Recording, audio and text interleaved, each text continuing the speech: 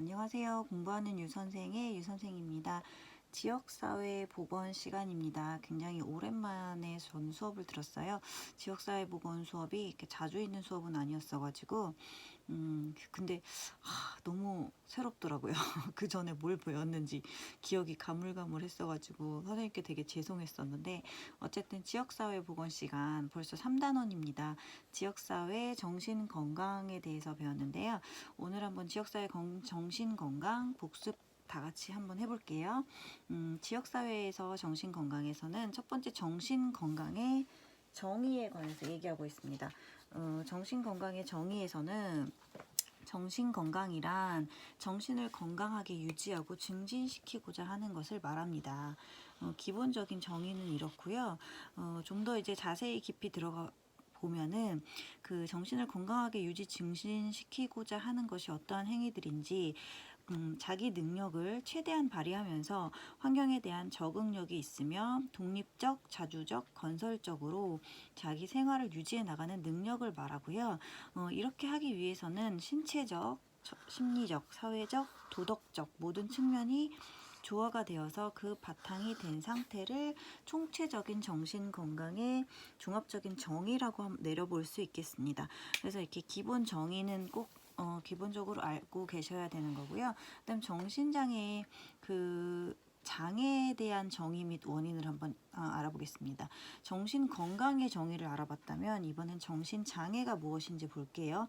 그 정신건강과 반대되는 뜻이겠죠. 그래서 정신적인 문제를 중심으로 장애가 발생하여 일정 기간 이상 원만한 사회생활을 영위할 수 없는 정신적인 이상 상태를 정신장애라고 합니다.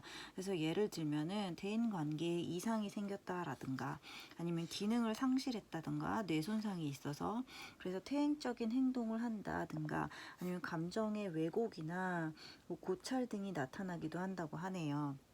그래서 이러한 정신장애가 그럼 왜 일어나는 것인가 라고 한번 알아볼게요. 정신장애는 기본적으로 그 마음의 기능이 부전됐다라는 그 의미로 보고 있는데요. 정신장애에는 일단 세 가지 그 요소가 있다고 그 이론적으로는 이제 이렇게 추려놨어요. 그래서 첫 번째는 내인성 정신장애입니다. 내인성이라고 하면은 그 정신장애의 원인이 내인에 있다고 보는 건데요. 이 내인이 뭐냐면 이렇게 유전적인 영향 아니면 연령에 따라서 성별에 따라서 또는 인종에 따라서 그렇게 정신적인 장애가 있다고 보는 거죠. 그래서 이게 그 성별에 따라서도 다 달라지는 건데 특별히 또 사춘기에 굉장히 발병률이 많다고 해요. 사춘기라는 게 이제 굉장한 질풍노도의 시기잖아요. 이 시기를 어떻게 보내느냐에 따라서 중요하기도 한데 정신적으로도 물론 가장 중요한 시기인 것 같습니다.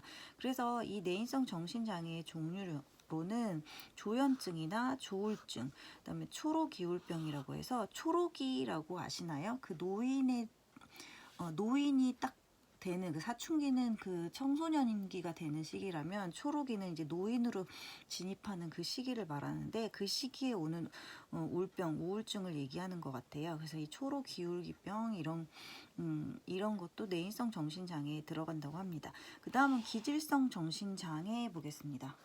정신장애 원인 두 번째인데요. 이는 뇌 조직의 일시적 영구적 손상입니다. 그래서 기능에 장애가 온 거예요. 그래서 원인은 주로 뇌질환이 많은데요. 뇌 질환적으로 인해서 기질성 정신장애가 온다고 보고 있어요. 그래서 이러한 그 뇌질환으로 인해서 나타나는 그 현상은 인지 기능 저하하고 기억 결핍입니다. 치매 같은 것이 되겠죠. 드라마에서 보면 갑자기 교통사고 후에 후유증으로 탁 눈 떴는데 가족을 알아보지 못한다거나 그런 것들이 바로 기질성 정신장애가 되겠습니다. 그래서 나타나는 현상으로는 선망이라고 해서 혼돈이에요. 선망이. 그래서 벽을 보고 거기가 문이라고 착각을 해서 계속 이렇게 밀어붙인 거길 열려고 한다든가 그런 게 이제 선망 증상이라고 하는데요. 그리고 또 치매 있겠고요. 그다음에 인지 기능 장애 등이 이 기질성 정신 장애에 해당되겠습니다. 그다음에 정신장애 원인의 세 번째입니다. 심의성 정신장애인데요. 이것은 환경적 심리적 요인에 의해서 나타난다고 해서 자세하게는 기술이 안 되어 있더라고요. 그래서 일단 내인성, 기질성, 시민성 정신장애가 장애의 원인 세 가지에 든다는 거 기억하시기 바랍니다. 그 다음은 생애 주기에 따른 정신건강이 어떻게 이루어져 있는지 한번 보겠습니다. 처음에 신생아기의 정신건강입니다. 신생아기는 이제 갓 태어나가지고 출생 후 한 달이 된 시기를 말하는데요.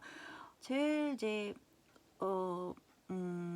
이 시기에는 이제 부모의 따뜻한 사랑을 받아야 되는 시기잖아요. 그래서 아기가 뭘 능동적으로 할 수 있는 시기가 없고 절대적으로 양육자의 헌신적인 돌봄이 필요한 시기입니다.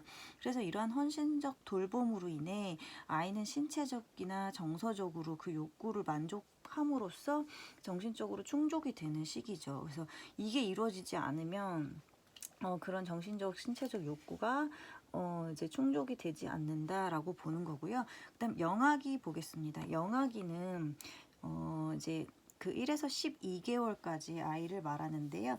이때는 어떨까요? 분명히 이제 아이들이 이제 자기 몸을 이제 조금씩 가누기 시작하고 그 다음에 이제 짧은 단어지만 이제 의미 있는 말을 내뱉기 시작하는데 이때 이제 부모가 할 수 있는 행동으로는 일관성 있게 되고 안 되고를 딱 통제를 시켜줘야 돼요. 위험한 물건을 만지면 안 돼라고 말을 한다던가. 그래서 그 분명히 되고 안 돼 일관성 있는 행동 통제를 해 주어야 이건 속으로 이제 아이도 느끼는 거죠. 이 부분은 안 되는 건가? 이건 만지면 안 되는 건가? 그렇게 해서 그 인지 능력을 키워서 그 행동 통제 능력을 이 시기에 바로 키워줘야 된다고 해요. 이게 이제 이 시기에 형성이 안 되면 뭐 마트 가서 애들이 진짜 장난감 사달라고 떼쓰고 뭐 난리치고 하는 게 이제 이러한 능력이 제대로 형성이 되지 않아서라고 한다고 하네요. 그 다음은 유아기 보겠습니다. 유아기에는 이제 어떤가요? 아이들이 자기 주관이 생기죠. 자기가 입고 싶은 옷을 입고 싶어 하고 자기가 보고 싶은 거를 보려고 하고 그 다음에 엄마한테 말대꾸도 좀 해가면서 자기의 그 주관이 뚜렷이 생기는 시기인데요. 이때는 이제 중요한 게 부모로서 그 안정된 애정으로 이제 아이를 대해줘야지 정신적으로 신뢰감, 그 어른에 대한 신뢰감, 사람에 대한 신뢰감, 그 다음에 자주성, 창의성이 키워지는 시기라고 합니다. 안정된 애정으로 대해줘야 되고요. 그 다음에 이제 신뢰감, 자주성, 창의성이 키워지는 시기라고 알고 계시면 될 것 같아요. 그다음 아동기 보겠습니다. 아동기 중요하죠. 왜냐면은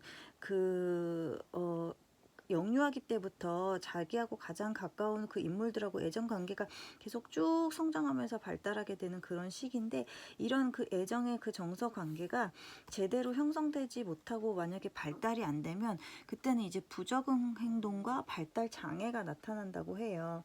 그래서 이게 전적으로 유전적, 선천적 요인이 아니고 이제 환경에 의해서 나타날 수 있는 부분이기 때문에 잘 해줘야 되고요. 그 다음은 이제 아동기에는 학교를 가게 되잖아요. 그래서 사람과의 관계 형성이나 그 묶여진 틀에 대한 적응을 해야 되는데 이제 그게 안 되면 학교 거절, 그다음에 학습 장애, 그다음 적응 장애, 그로 인해서 틱 장애, 그리고 주의력 결핍, ADHL 같은 그다음에 게임 중독 이런 것들을 이제 이런 것들이 생길 수 있다고 하네요.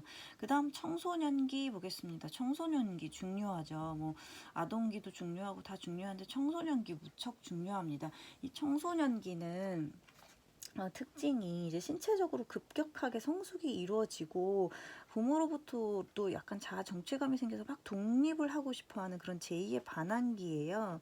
근데 이렇게 불안정하고 불균형하고 그런 긴장과 혼란의 시기에 바람직한 그런 상호작용, 부모와의 발달적인 상호작용이 그 아이를 책임감 있고 존재감 있는 아이로 키워주는데 이게 제대로 되지 않으면은 아이들이 이제 자율성을 인정받지 못하고 하면서부터 막 정신적으로 문제가 오는 거죠. 그래서 이게 나타나는 게 불안, 우울, 약물 남용, 뭐 인터넷 중독, 그다음에 또 특히 요즘에 부각되는 거 성도착 행위도 이 시기에 제대로 올바른 성의식으로 그 접해야지만 나중에 그러한 뭐 엠번방이니 뭐 그런 문제들이 생기지 않는 것 같아요. 그래서 그만큼 청소년기의 정신 건강이 중요하다라는 거고요.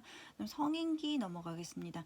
성인기는 이제 성인이 되면서 뭐 직장에 대한 뭐 취직에 대한 뭐 스트레스 뭐 그다음에 실직 뭐 이런 것들로 인한 많은 스트레스가 발생하기도 하고요.